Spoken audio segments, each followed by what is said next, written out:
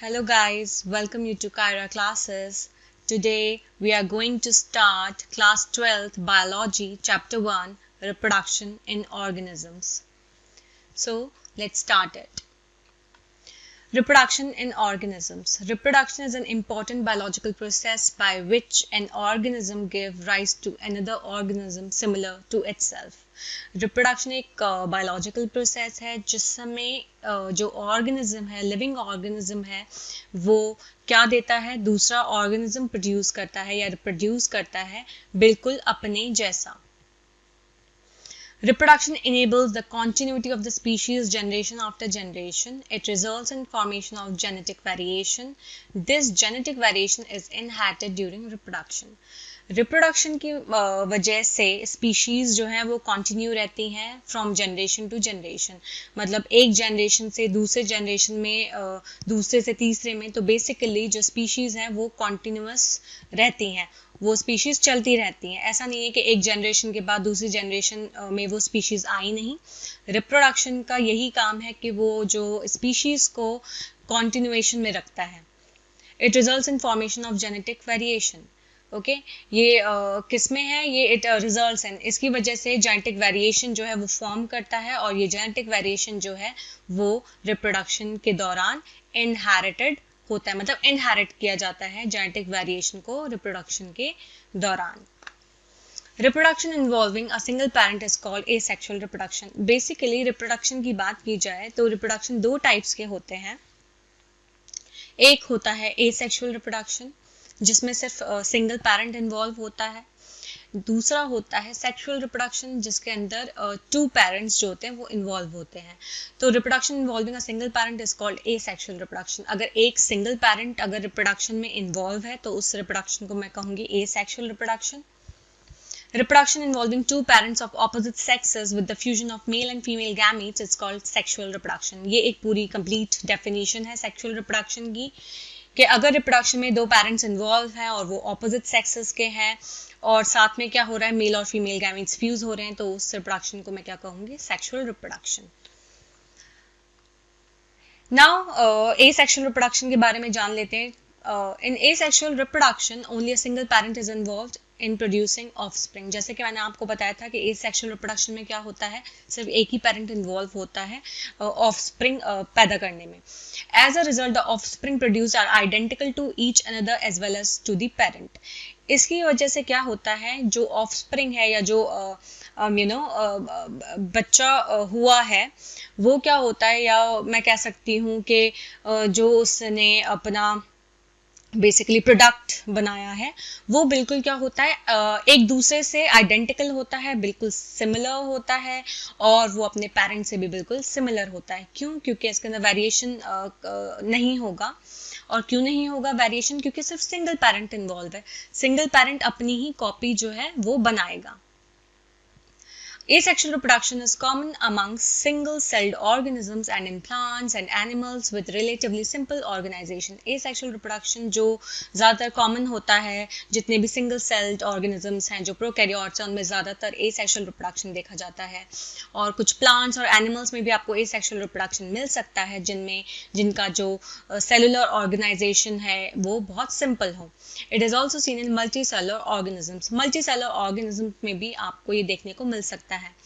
इसमें यहाँ पे अगर मैं बात करूँ तो एसेक्सुअल रिप्रोडक्शन में अमीबा की बात करते हैं. और अमीबा किस तरह से डिवाइड करता है, वो डिवाइड करता है by the binary fission. Binary fission क्या होता है, सिंपल एक जो आपका ऑर्गेनिज्म है वो टूट के दो नए ऑर्गेनिजम्स बनाता है. जैसे कि इसके अंदर आप डायग्राम देख सकते हो, न्यूक्लियस दिख रहा है, ठीक है. फिर सेकंड में जो ये न्यूक्लियस है जब सेल डिवाइड होने को तैयार हो रहा है तो ये जो न्यूक्लियस है ये काफ़ी लंबा हो गया है. देन एक ग्रूव डेवलप हो रहा है, गड्ढा सा डेवलप हो रहा है बीच में, जिसकी वजह से अब ये जो आपका न्यूक्लियस है वो आधा एक साइड चला गया, आधा दूसरी साइड चला गया. ओके, और तो न्यूक्लियस का डिवीजन हो रहा है, साथ में साइटोप्लाज्म का डिवीजन हो रहा है, जिसकी मदद से आपको दो न्यू डॉटर सेल्स देखने को मिल रहे हैं. अब इन दो न्यू डॉटर सेल्स में आपको दिख रहा है एक न्यूक्लियस एक डॉटर सेल में चला गया विद द साइटोप्लाज्म और दूसरा जो है वो दूसरे डॉटर सेल में चला गया nucleus with the cytoplasm. Asexual reproduction in animals. अब हम asexual reproduction देखते हैं animals में. The most common modes of asexual reproduction seen in animal are as follows. कौन कौन से modes हैं, किस किस तरीके से asexual reproduction animals में होता है, अब हम ये देख लेते हैं.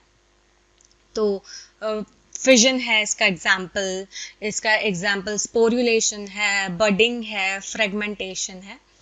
तो पहले फिजन के बारे में जान लेते हैं. This method is observed in the members of protista and मोनरा.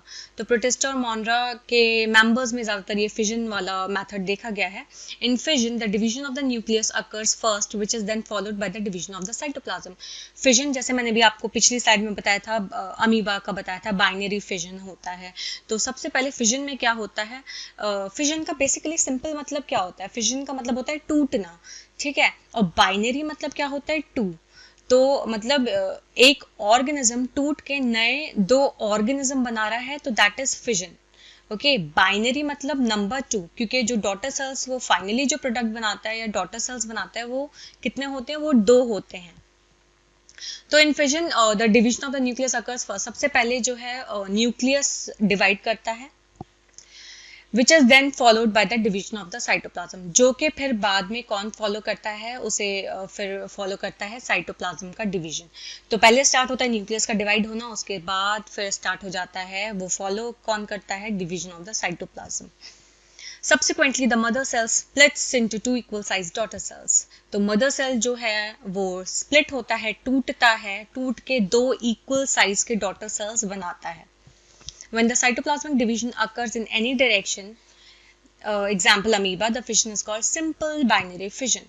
अगर साइटोप्लाज्म का जो डिवीजन है वो किसी भी डायरेक्शन में हो रहा है, जैसे कि एग्जाम्पल के तौर पे अमीबा, तो उस फिजन को क्या मैं कहूंगी, simple binary fission. When cytoplasm divides along the transverse axis of the individual, the fission is termed transverse binary fission. अब साइटोप्लाज्म के डायरेक्शन के अकॉर्डिंग नाम हो गए हैं फिजन्स के, जैसे transverse binary fission, longitudinally binary fission. तो सिंपल तो मैंने अभी आपको पिछली स्लाइड में बताया था कि अगर किसी भी डायरेक्शन में साइटोप्लाज्म डिवाइड कर रहा है तो वो सिंपल बाइनरी फिजन है. लेकिन अगर साइटोप्लाज्म ट्रांसवर्स एक्सिस के अलॉन्ग डिवाइड कर रहा है, ओके, तब उसका नाम है ट्रांसवर्स बाइनरी फिजन. जैसे एग्जाम्पल है इसमें पैरामीशियम एंड प्लेनेरिया.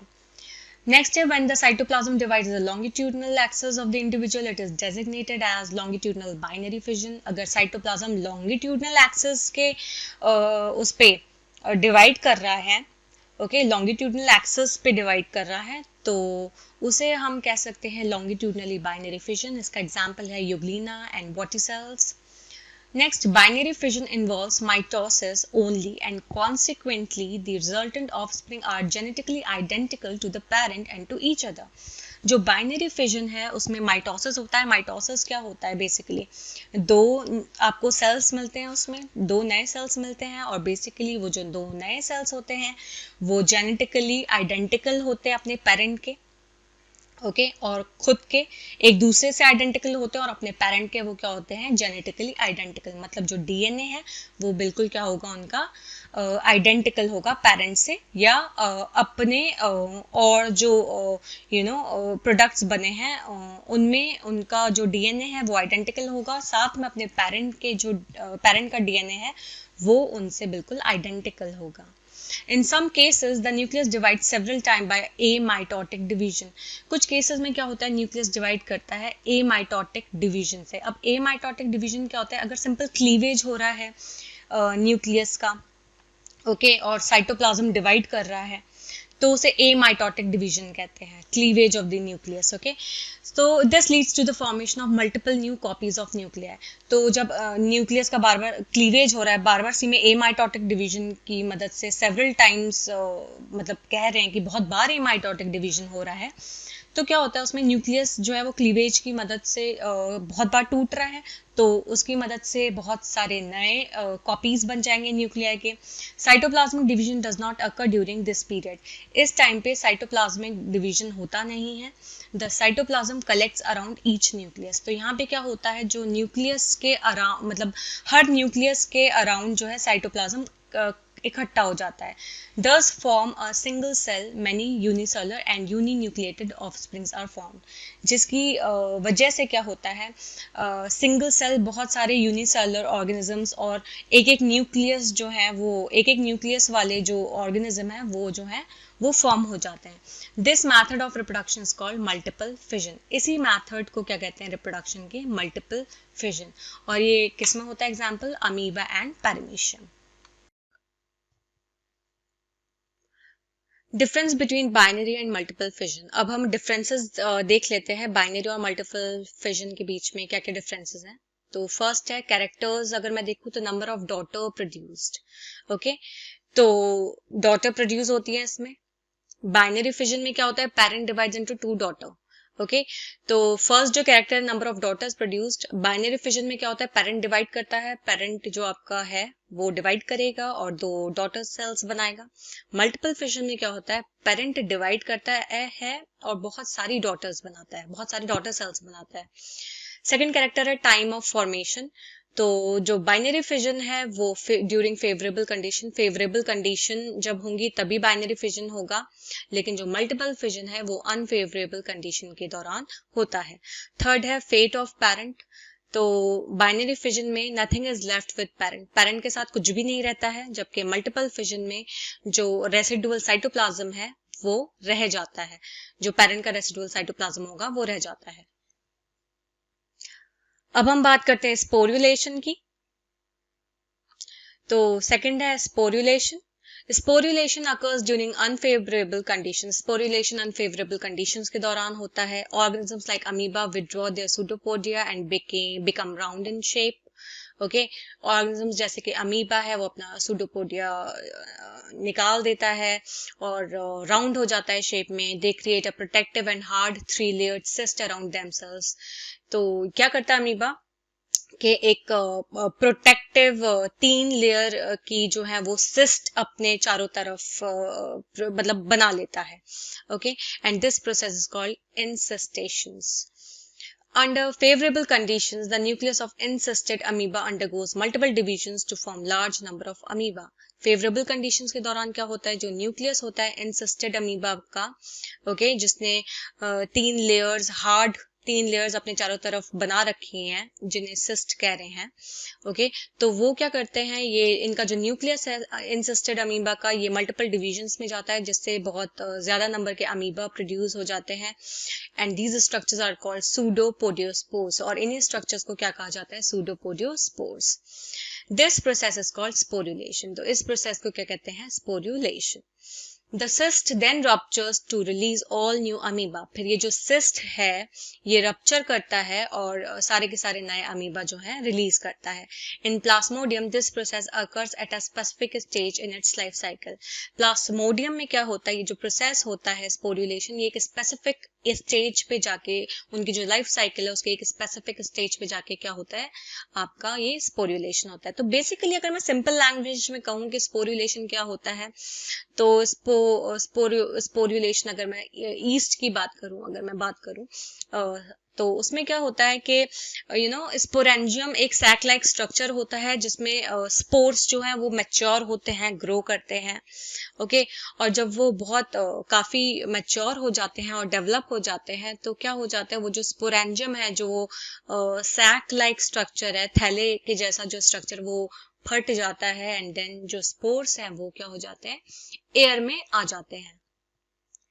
ओके, बिल्कुल ऐसे ही है जैसे सिस्ट जो है वो जब रप्चर करता है तो नए अमीबा को रिलीज कर रहा है, लाइक दिस. ओके, नेक्स्ट है आपका budding. In this method, cells of some parts of the body of the animal undergo repeated mitotic cell division. अगर मैं बडिंग का सिंपल एग्जांपल ले लूं यहाँ पे, तो हाइड्रा सुना होगा आपने. हाइड्रा में क्या होता है, एक पेरेंट हाइड्रा, उसके साथ में एक बर्ड जो है वो ग्रो करने लगती है, डेवलप होती है, मैच्योर होती है, फिर वो अपने पेरेंट बॉडी को से दूर हो जाती है. वो बर्ड जब काफी मैच्योर और ग्रो हो जाती है तो वो जो नई बर्ड है वो अब क्या बना लेती है, वो वही हाइड्रा एकदम आइडेंटिकल बिल्कुल अपने पेरेंट्स से वो नया हाइड्रा बन जाता है, बिल्कुल। In this method cells of some parts of the body of the animal undergo repeated mitotic cell division. इस मैथड में क्या होता है, जो बॉडी के कुछ पार्ट्स हैं वो एनिमल के जो कुछ बॉडी पार्ट्स हैं वो माइटोटिक सेल डिवीजन्स में रिपीट करते रहते हैं, मतलब माइटोटिक सेल डिवीजन्स होता रहता है। This leads to the formation of overgrown regions of cell masses, जिसकी वजह से क्या होता है, मतलब जो आपके बात है, अगर मैं बताऊं, इसकी वजह से क्या होता है, फॉर्मेशन होता है, जो रीजन्स हैं उनमें ओवरग्रो, मतलब साइज काफी बड़ा हो जाता है सेल मासेस, क्योंकि बार बार सी में सेल डिवीजन हो रहा है माइटोटिक।